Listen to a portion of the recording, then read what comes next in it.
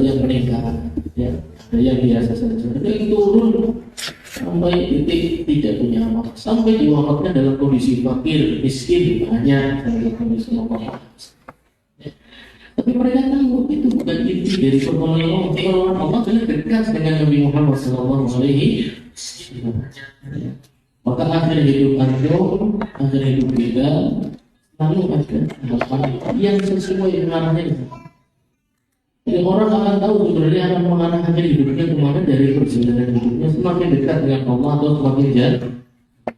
Ya. Baik, kemudian ayat berikutnya belajar dari firman wa ra'aitan nas yadkhuluna fi dinillahi afwaja. Baru sebentar sudah hampir seperempat jam. Lanjut bayar apa? Apa ya? Wa ra'aitan nas, dan engkau lihat wahai Muhammad, nas itu kumpulan manusia yang jamak besar, ya. Nas itu jamak. Mufradnya apa? Mufradnya enggak ada.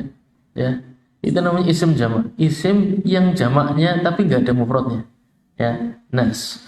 Wa ra'aitan nas, dan engkau saksikan para manusia, ya, yadkhuluna fi dinillahi afwaja, masuk ke dalam agama Allah Subhanahu wa ta'ala. Antum perhatikan. Orang-orang di sana tuh maksudnya siapa sih? Di zaman itu, Jazirah Arabia sangat luas. Yang masuk Islam Mekah, Madinah, Najd, Yaman.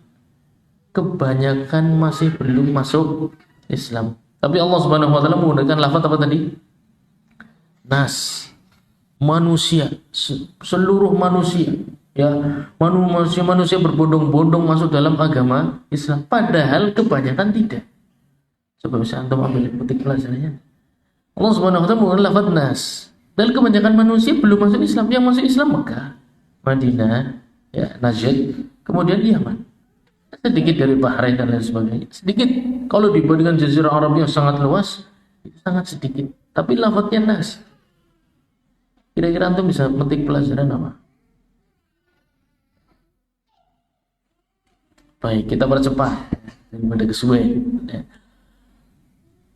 Al-ibrah yang antum lihat dari manusia itu intinya. Ya, intinya. Inti dari peradaban Jazirah Arabia itu ada di kota Mekah. Ya. Kalau Mekahnya sudah tunduk, maka yang lainnya tinggal menunggu waktu. Ya. Madinah itu pusat perekonomian. Ya, makanan itu pusatnya di Madinah, perkebunan itu pusatnya di Madinah. Mekah itu pusat peradaban. Ya, kemajuan di zaman tersebut sudah ada lembaga pendidikan. Ya, para nisa, wanita-wanita dari golongan Quraisy itu wanita-wanita terhormat dan cerdas. Mereka sudah membangun lembaga pendidikan sejak zaman jahiliyah. Ya. Di pusat peradaban di kota Mekah.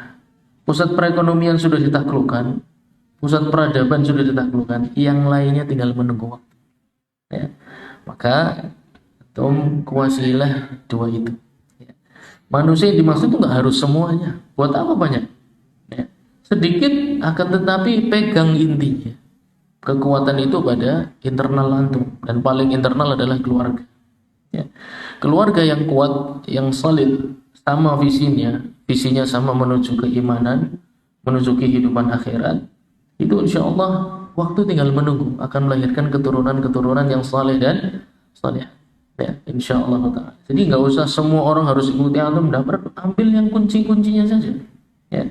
Kuncinya apa? Mulai dari keluarga antum sendiri. Keluarga antum sendiri. Ya.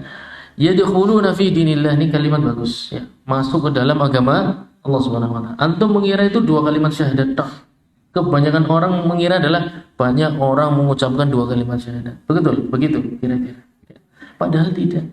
Kalau cuma mengucapkan dua kalimat syahadat, itu perkara gampang nggak teman.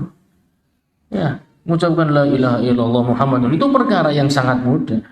Tapi mereka tidak mau. Kenapa kira-kira? Karena bangsa Arab musyrikin Quraisy itu tahu bahwasanya orang itu harus jujur. Yang diucapkan dan yang dilakukan harus munafik belum ada sama itu. Ya, munafik kan nanti setelah umat Islam besar baru muncul kaum.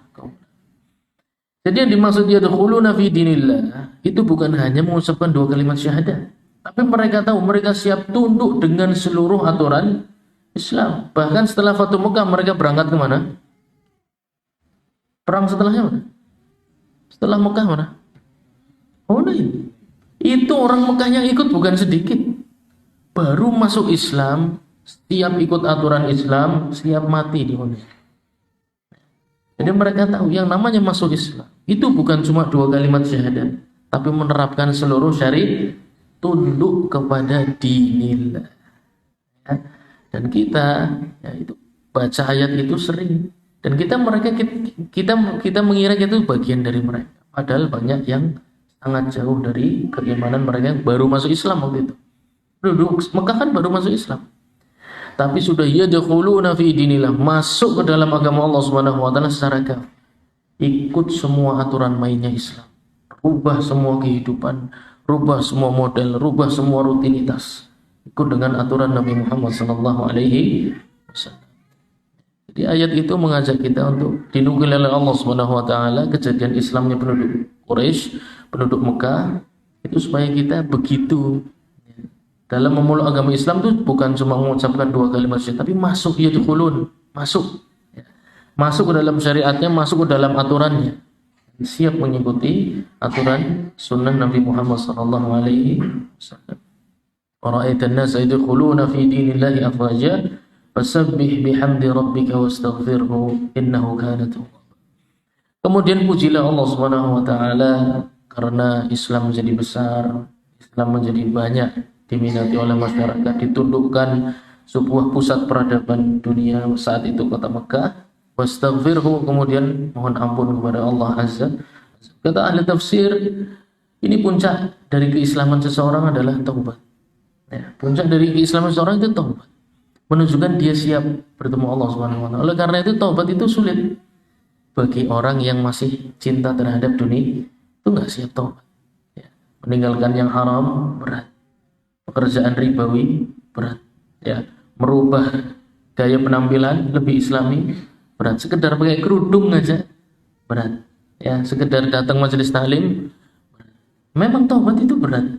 Ya, taubat itu hanya bisa dilakukan orang-orang yang memang siap untuk bertemu dengan Allah Subhanahu wa taala. Oleh karena itu kata Imam Ahmad, syarat sahnya taubat harus meninggalkan semua yang buruk dalam hidup, bukan sebagian. Ya. Kalau hanya sebagian saja dan yang sebagian masih dilakukan, maka dia sebenarnya tidak bertobat. Dia masih belum siap bertemu dengan Allah Subhanahu wa taala. Wastaghfirhu innahu kana, sesungguhnya Allah Subhanahu wa taala Maha menerima taubat hamba-hambanya. Tayyib, kembali ke kisah awal tadi. Ketika beberapa sahabat sadar betul ketika Nabi Muhammad SAW mengatakan ada seorang hamba yang Allah berikan pilihan untuk memilih antara dunia atau bertemu dengan Allah Azza wa Jalla, dia memilih bertemu dengan Allah Subhanahu. Yang dimaksud adalah siapa? Dirinya sendiri. Jadi dirinya ngomong tentang dirinya sendiri sallallahu alaihi wasallam dengan istilah ada seorang. Dan paham beberapa sahabat, paham, sangat sedikit sahabat yang mengerti itu. Kemudian di waktu berikutnya sahabat Umar radhiyallahu anhu mengumpulkan para ahli perang Badar, ya, veteran-veteran Badar dikumpulkan. Kemudian membawa Abdullah bin Abbas yang waktu itu hadir ketika ayat ini turun, ya, hadir ketika ayat ini dan tahu makna dari ayat itu. Beliau radhiyallahu anhu memberitahu kepada para sahabat, dan yang hadir di depannya itu hadir semua. Waktu Nabi menyampaikan ayat itu mereka semua hadir. Tapi pasti nggak semuanya paham. Makanya membawa anak ini Abdullah bin Abbas radhiyallahu anhu sebagai saksi. Kemudian ditanya tentang ayat An-Nasr ini. Para sahabat yang lain menjawab bahwasanya alhamdulillah ini perintah kita untuk memuji Allah, kemudian bertaubat dan lain sebagainya. Kemudian di akhir sahabat Umar menutup dengan pernyataan dari sahabat Abdullah bin Abbas. Coba katakan kepada mereka apa pendapat. Kata beliau radhiyallahu anhu, pendapat saya ajal Nabi sallallahu alaihi wasallam sudah. Kemudian sahabat Umar mengatakan, wallahi saya tidak tahu kesimpulan ini kecuali sama seperti yang kamu. Ya. Maka seluruh sahabat kaget, kok bisa? Iya. Karena puncak dari diutusnya Rasul adalah masuknya manusia ke dalam agama.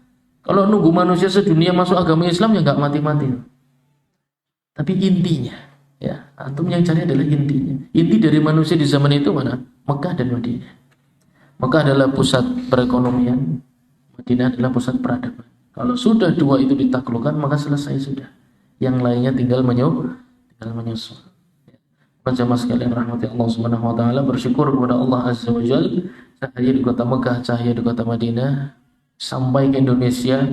Orang tua antum merasakan Islam dan antum dilahirkan sebagai muslimin, itu tidak lepas dari jasa Nabi Muhammad sallallahu alaihi wasallam yang berperang mengorbankan jiwa, raga, beberapa sahabatnya mati di medan peperangan, keluarganya pun ada yang dibunuh dengan cara yang sangat sadis.